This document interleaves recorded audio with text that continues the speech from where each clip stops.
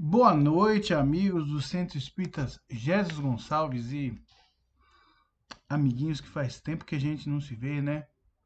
A gente estava tão acostumado no presencial, mas acredito que em breve a gente vai estar de volta. Alguns centros espíritas já estão voltando, já estão reiniciando seus trabalhos presenciais. E quem sabe a gente vai voltar em breve aí para conversar um pouco pessoalmente sobre os assuntos espíritas. Hoje a gente ainda está tratando de alguns assuntos daqueles transtornos emocionais, das feridas emocionais, né? Hoje o tema vai ser humilhação, que leva ao transtorno de autonomia. Antes da gente começar, eu convido a todos a fecharmos os olhos, limparmos as nossas mentes das preocupações do dia a dia, focarmos no que a gente vai falar. O tema hoje é bem diferente de todos os outros que a gente fez sobre esses assuntos. Hoje ele vai render, parece-me que bastante, porque dá para falar bastante coisa sobre questão de humilhação, humildade, essas coisas, né? E para a gente começar, vamos fazer aquela prece que Jesus nos ensinou, buscando limpar do nosso interior qualquer mágoa, ressentimento e buscando sempre estar com a alma mais pura possível, livre de vícios, livre de dores e livre de sofrimentos. Pai nosso que estais nos céus, santificado seja o teu nome, venha a nós o teu reino. Seja feita a tua vontade, assim na terra como no mais alto dos céus. O pão nosso de cada dia nos dai hoje. Perdoai os nossos erros nas mesmas medidas que nós perdoamos os que erram conosco. Não nos deixeis cair em meio a tantas tentações, que hoje em dia tem muitas. Livrai-nos do mal, especialmente aquele que está dentro de nós. Que assim seja. Bom, mais um assunto interessante para a gente falar hoje, sobre aquelas questões de feridas emocionais. Essas questões, elas interferem dentro de nós, de dentro para fora de nós, às vezes calcadas de fora para dentro de nós, ao longo de uma encarnação, de várias encarnações. E a gente já falou de algumas e trouxe conteúdos que podem estar relacionados com esta e podem estar relacionados com outras. A gente já falou sobre rejeição, transtorno de abandono, que a gente se sente só, e quais as consequências que a gente acaba encontrando no dia a dia para mostrar que nós sofremos desse mal. Negligência, pessoas despreparadas na questão de cuidar de nós, né?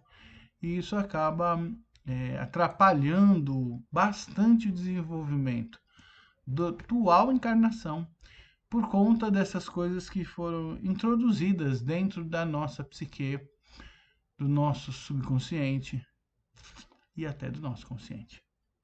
Hoje nós vamos falar de humilhação. Humilhação que leva a gente a um transtorno importante, transtorno de autonomia. Eu me sinto incapaz de ser autônomo. Eu me sinto incapaz de tomar decisão, eu me sinto incapaz de gerir a minha vida, eu sinto, né? E por que isso acontece? O que a humilhação tem a ver com isso? E, principalmente, como é que a gente pode lidar com ela e tentar se desfazer dessa questão que é a humilhação, certo? Então vamos lá. Nós já temos uma ideia do que é humilhação, né? Mas a gente não entende por que ela surge. Por que eu me sinto humilhado? Por que eu me sinto menor? Por que eu me sinto incapaz? Por que eu sinto que o outro é melhor que eu? O que tem o outro que eu não tenho? Bom, a humilhação muitas das vezes aparece na nossa vida baseada em constantes desaprovações e críticas que começam na infância, que passam pela adolescência, que perpassam a nossa juventude, chegam na nossa idade adulta e às vezes até a nossa velhice. Essa situação de humilhação é uma situação onde você sente que você perdeu o seu autocontrole e você sofre com controle alheio excessivo. Né? Pai querendo controlar, filho querendo controlar, marido querendo controlar. E isso faz com que você se sinta menor que os outros. Isso faz com que você se sinta incapaz. Ele surge porque, principalmente lá atrás, nossos pais, avós, tios, tutores, enfim, quem geria a nossa vida, eles tiveram comportamento inadequado de controle absoluto sobre nós, insegurança. Talvez eles se sentiram inseguros em relação a como cuidar de nós e exageraram no controle, exageraram em comparações do nosso potencial com o potencial de outras pessoas. E somos indivíduos, logo temos potenciais diferentes. Vamos lá, vamos parar um pouquinho aqui para conversar sobre essa questão de potenciais, essa questão de comparação. Nós estamos acostumados a comparar uma pessoa com outra, e isso talvez não seja o melhor, o mais adequado a se fazer. Por que isso, Marcelo? Porque existem pessoas que são boas para determinadas atividades muito mais que outras. E, ao contrário, né, do que a gente pensa, não é porque eu sou incapaz de realizar uma tarefa que eu não sou capaz de realizar outras. Né? O ideal, sim, e o espírito, sim, é criado para ele adquirir todas as potencialidades possíveis. Mas isso não se dá em uma encarnação só. Isso não se dá em um momento só. Então, existem pessoas com uma veia artística bem desenvolvida. Existem pessoas que cantam bem. Existem pessoas com uma capacidade de manusear objetos fantásticas, as manualidades. Existem pessoas com tino comercial. Existem pessoas com uma facilidade da compreensão de conhecimentos científicos. São várias as potencialidades que nós temos. Existem pessoas que são ótimas para línguas, traduções, outras que são ótimas para matemática, física, engenharia. Existem outras que são boas para relacionamento interpessoal. De forma que são tantas as potências que o homem tem, tantas as capacidades que o homem pode desenvolver, que não existe um meio eficaz de nós fazermos uma comparação e essa comparação ser justa. Posso dizer assim, olha, fulano, ele tem um tino para música melhor do que o outro, ele tem um ouvido bem afinado. Legal, mas não significa que o outro é incapaz, o outro é menos. O outro só não tem aquele mesmo tino. E esse tino pode até ter vindo, todas essas capacidades que hoje se aflora de uma forma mais fácil, elas acontecem porque talvez em outras encarnações nós já estivemos em contato com elas, nós já desenvolvemos elas. Alguém já foi músico, alguém já foi pintor, alguém já foi cientista, alguém já foi professor, né? E ao desenvolver isso em outras vidas anteriores, esse potencial ficou impregnado no espírito, né?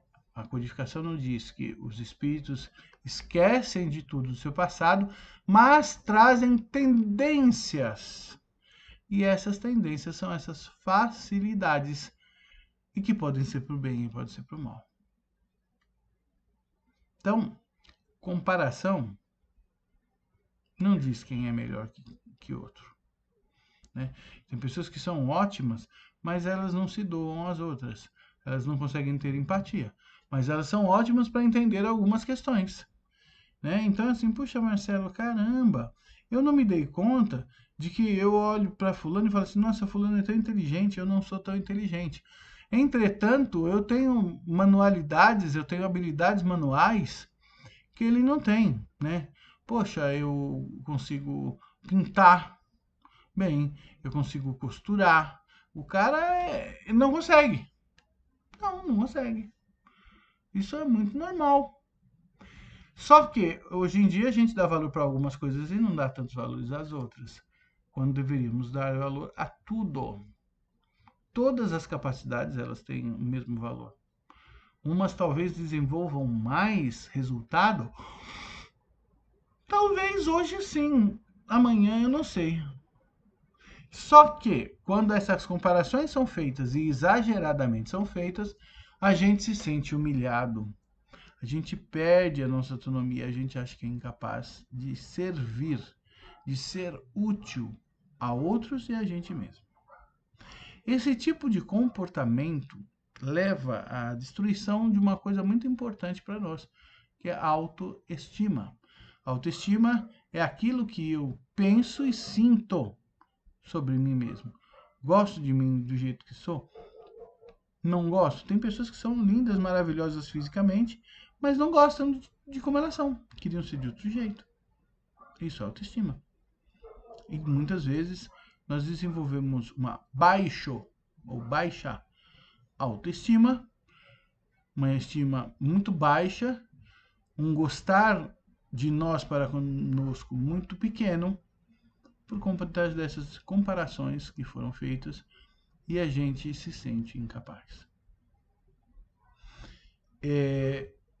Outra forma da gente adquirir transtorno de autonomia por conta da humilhação é a forma como a gente é corrigido. Porque errar é parte do processo. Mas corrigir é uma coisa. Castigar e a forma como é castigado é outra. Existe talvez a necessária correção frequente porque a pessoa não conseguiu ainda aprender e apreender aquele conhecimento? Sim, pode acontecer. Pessoas que têm mais dificuldade para aquilo. Só que assim, você não pode fazer uma correção por um motivo arbitrário. Você não pode fazer uma correção por motivo pouco claro. Ou seja, aquele que está sendo corrigido tem que entender o porquê que você está corrigindo, até para ele fazer o certo. Se você não deixa claro a forma como o comportamento, por exemplo, deve ser, é muito provável que aquela pessoa não se sinta só corrigida, mas castigada. Tá vendo? Nada que eu faço serve, nada que eu faço presta. Quem disse? Presta sim, serve sim. Algo que você faz pode não estar bom para o João, mas pode estar bom para o José. Algo que você faz, por exemplo, um tempero de um feijão, o teu filho pode não gostar, o teu marido pode gostar. De forma que nem sempre a questão é correção, inclusive. Às vezes a questão é de adequação, né? Mas as pessoas também têm essa dificuldade de adequar-se, de corrigir-se, e muitas vezes se sentem castigados, porque isso foi o jeito que se aprendeu na infância. Estão entendendo como essas coisas acabam imprimindo em nós dificuldades? Porque se eu começo entendendo que o outro quer me dar uma outra oportunidade e com isso corrigir alguma coisa que não está muito bom ou adequar uma coisa que poderia ser melhor, não é algo ruim. Ao contrário, é algo muito bom. Talvez é a frequência e a forma com que é feita. Talvez o outro falar simplesmente está errado, mas não explicar qual seria o certo. Ou é inadequado e não explicar o que seria o adequado. E isso, às vezes, vai pingando uma, duas, 10 de várias pessoas e cria em nós esse transtorno de autonomia, de que a gente não presta para nada. Isso é errado. Isso faz com que a gente acabe ficando dependente. Eu dependo da opinião alheia, eu dependo do que o outro pensa. Se o outro achar legal, minha autoestima sobe. Se não achar legal, minha autoestima desce. Eu acabo ficando detalhista em explicar as coisas que eu faço, como faço, porque faço. Quando Não deveria ser assim. Na verdade, o foco virou de eu fazer por mim para eu fazer por outrem, por outra pessoa. E é isso que a gente precisa corrigir. Talvez seja aí que o Espiritismo pode nos ajudar.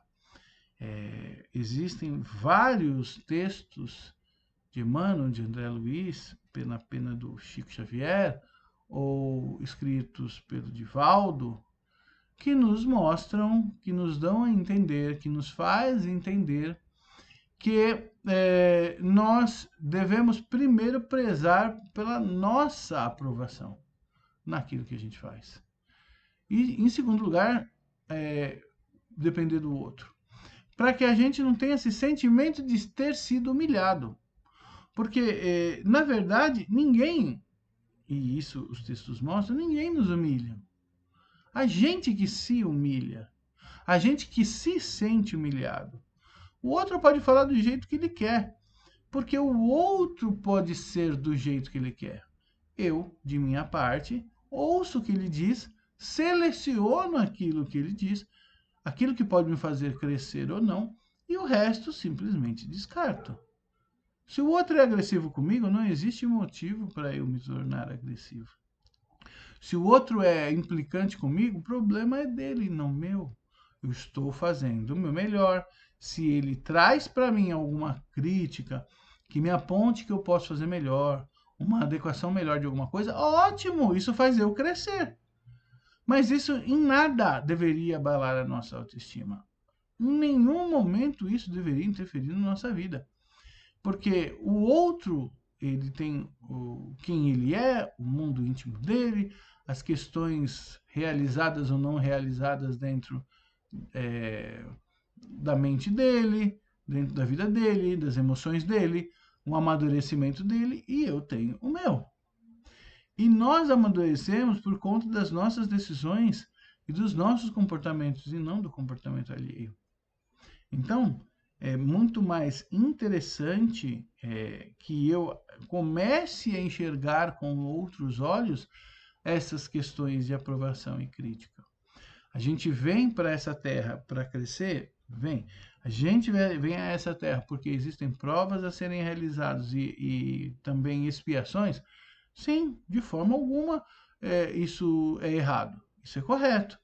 E se tem expiação é porque a gente já errou. E se tem prova é porque a gente precisa passar por aquela situação para aprender. Ponto. Não para se sentir humilhado. Não para se sentir menor. O aluno é um bom aluno porque ele estuda. Não pelos resultados que ele tem. O resultado que ele tem varia em relação a diversas condições, inclusive o potencial que ele tem para aquilo. E tem pessoas que são ótimas em educação física, e eu conheci na época que eu estava na escola. Eram perfeitas em educação física. Chegava em matemática, elas não conseguiam desenvolver. Elas eram perfeitas em português, mas tinham sérias dificuldades em química. Então, assim, um aluno não vai ser 100% perfeito. E ainda que ele seja 100% perfeito, bom em todas as disciplinas, isso é porque talvez ele tenha experiências, e boas experiências, inclusive de outras vidas. Isso não tem nada a ver com a gente. Que bom que ele tem essas boas experiências e desenvolve bem isso. Eu ainda não cheguei nessa questão. Ainda não cheguei nessa aptidão que ele tem. Ótimo! Se ele chegou, eu tenho condições de chegar. Vou me dedicar um pouco mais, vou me dedicar com talvez mais afinco, talvez menos preocupação, talvez com mais tempo, ou talvez no momento certo, no momento que eu sentir que eu estou apto para compreender aquela situação. A minha mãe era professora e ela disse que tem um termo lá dos professores de primário que ela era alfabetizadora. Eu nunca entendi muito bem o que é isso. Mas ela sempre explicava que existem alunos que têm mais dificuldade para aprender a ler e escrever. Uns por preguiça, outros porque são malandro, enfim, vários motivos. E ela dizia que dava para ela perceber isso. Inclusive, algumas coisas que ela falava estão relacionadas com essas feridas emocionais, com abandono, com humilhação, com rejeição. E ela, como professora, tinha que aprender a lidar com essas situações, com aqueles alunos, para tentar extrair deles o melhor e acabar eles se alfabetizando. Ela contava que tinha aluno que não se alfabetizava, que isso era como se fosse a forma dele mostrar que não estava concordando com algumas coisas que estavam acontecendo na vida dele em relação aos pais. Ele é um bom aluno ou ele é um mau aluno? Ou ele descobriu que a escola era uma ferramenta para ele mostrar que o mundo dele não estava bom? Veja bem, nós estamos aqui neste planeta para amadurecer. E qual o problema de eu usar esse tipo de coisa como ferramenta para mostrar que as coisas não estão boas? Eu não vejo problema nisso. Ele não vai estar alfabetizado, mas a gente começa a perceber que ele tem alguns problemas que precisam ser trabalhados dentro dele, dentro da família, dentro dos amigos, dentro de tudo. É nisso que eu queria que vocês começassem a entender. Às vezes a gente sofre alguma dessas decepções, dessas feridas, justamente com o fito da gente conseguir transpor, transformá-las em situações melhores, né? E, e é isso que hoje aqui a gente está tentando conversar um pouco. Está tentando mostrar para vocês como é e por que é que algumas coisas acontecem. E tentar se livrar delas, usando um pouquinho do conhecimento espírita, né? Essa humilhação que a pessoa acaba passando, consciente ou não consciente, ela vai tornar a pessoa submissa, passiva ou absolutamente rebelde, agressiva, né? Então, poxa vida, eu tô vendo uma criança agressiva, um homem agressivo, uma mulher agressiva, há alguma coisa ali que eu preciso entender, para que eu não caia nas armadilhas que ele está armando para ele. Essa semana passou por mim na internet um vídeo do Clodovil, onde ele estava comentando sobre gritar, sobre falar baixo, sobre conseguir a atenção das pessoas. E eu achei fantástico. Ele falou: olha, você não precisa gritar para ter atenção, você tem que falar baixo. Na hora que uma pessoa grita, a outra grita, ninguém ouve ninguém. Na hora que você começa a falar baixo, o outro está gritando e você falando baixo, ele, para te responder, ele tem que começar a prestar atenção em você. Até para ele gritar alguma coisa que refute o que você está falando, né? Você está falando, você é bonito. E para ele falar, não sou bonito coisa nenhuma. Ele vai ter que abaixar o tom de voz para te ouvir. E talvez neste momento você consiga a paz e a tranquilidade necessária para resolver aquela questão. Você e o outro que nem sabe fazer isso, né?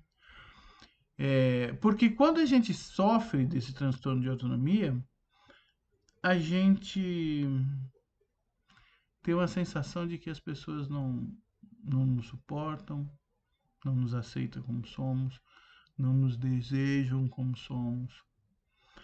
Mas as pessoas não precisam disso. Elas não precisam me desejar como eu sou. Nem precisam me suportar. Elas não precisam nem estar perto de mim. É isso que a gente tem que começar a entender. O outro, para mim, é o outro. Eu sou o mais importante para mim. Se o outro quer estar comigo e a gente enfrentar dificuldades juntos e crescermos juntos, ótimo! Amei a proposta. Mas se o outro quer ir sozinho, eu vou sozinho. Todos nós encarnamos, esses são feitos aos gêmeos, sozinhos. E até os gêmeos encarnam sozinhos alguns minutos de diferença. É muito difícil dois no mesmo horário virem juntos, né? E aí, assim, eu começo a entender que eu tenho que prover as minhas necessidades, a minha evolução, o meu amadurecimento. Algo que quando a gente sofre desse transtorno de autonomia, não é assim. A gente tem a tendência a prover as necessidades do outro, os desejos do outro, que o outro quer, né? Eu acabo criando uma sensibilidade grande para entender o outro, uma alta empatia para compreender todo mundo que está à minha volta, mas não consigo me compreender e nem ter autoempatia. Nem consigo me conectar comigo mesmo. porque eu sou o provedor do outro. Isso não é bom. Nada bom, né?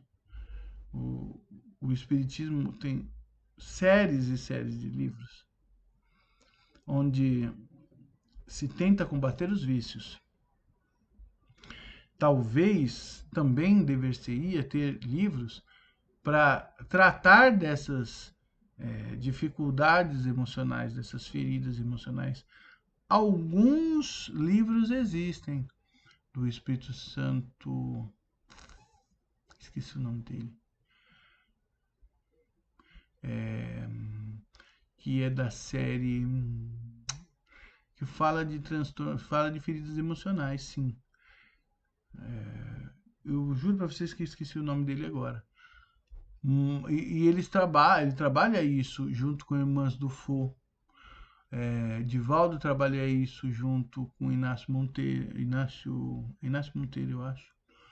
E, mano, eu trabalhava junto com André Luiz e com Chico também, de alguma forma um pouco mais suave, mas buscava mostrar essas feridas emocionais e como a gente trabalhar isso, né?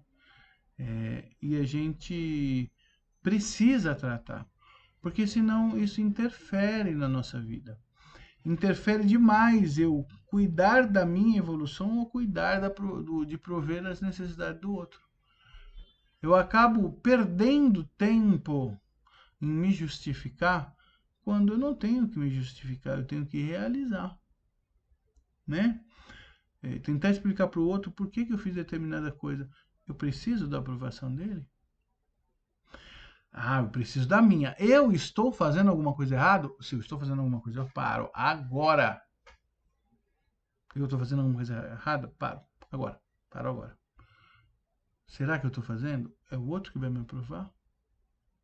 Então, eu queria que vocês percebessem e essa divisão dos temas em várias feridas é para mostrar para vocês cada uma delas. Hoje a gente conseguiu mostrar muito bem, eu acho, o transtorno de autonomia, que é essa questão de se sentir humilhado e o outro não tem o poder de me humilhar. Se eu, você é feio. E Chico tem um texto que fala isso. Se a pessoa falar assim pra você, você é feio. Aí Chico fala, Emmanuel falou assim pra Chico, Chico, mas o que ele falou é verdade? Não, é mentira? É mentira, o que ele falou é mentira, problema dele então. Não tem que te atingir, porque o que ele te falou, que você é feio, não é verdade. É talvez uma percepção dele, isso é problema dele.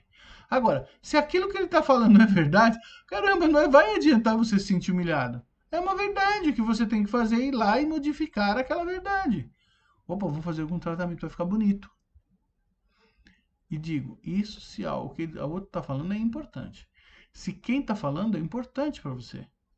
Porque se não é importante, para que você está preocupado com isso?